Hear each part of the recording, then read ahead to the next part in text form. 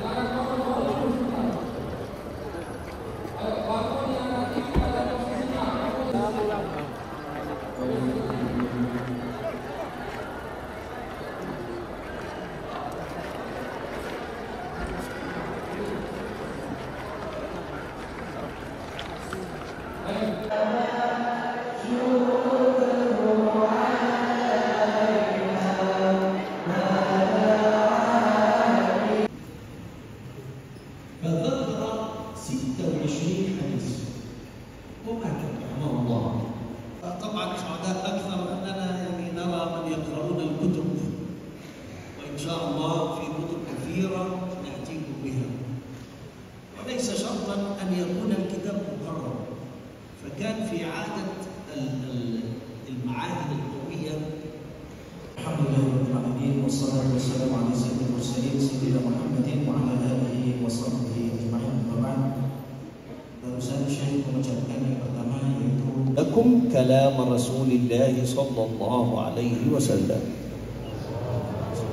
أن معهدكم هذا المبارك تقرؤون الأربعين النووية وهي البداية لعلم الحديث الوارد.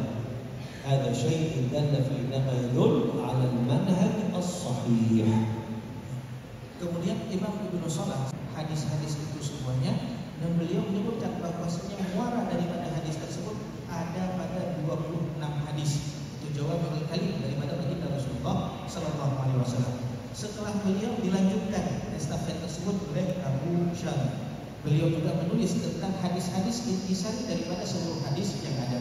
Dan setelahnya datang juga yaitu mudir dari قال بعضهم مليون و200 ألف وبعضهم قال الأحاديث غير المكررة 60,000. Kemudian dalam kitab Arba'in Nawawi itu bukan hanya syarah beliau saja, tapi membaca syarahan-syarahan yang lain sehingga para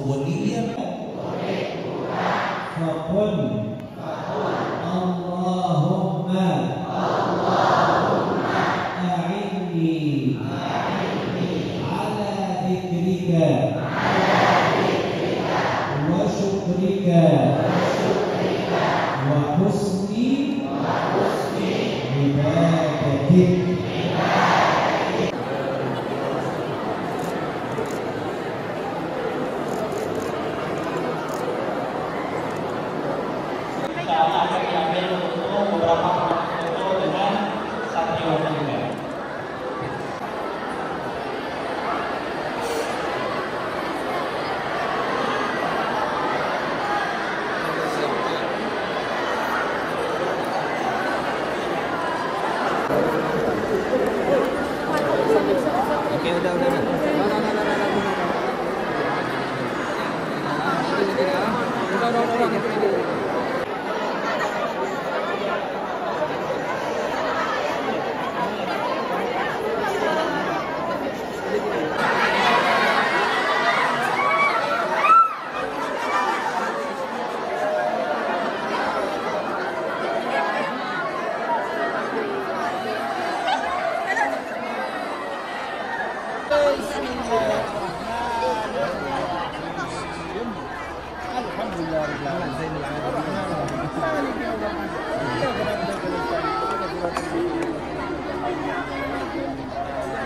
شاء الله جميل قوي.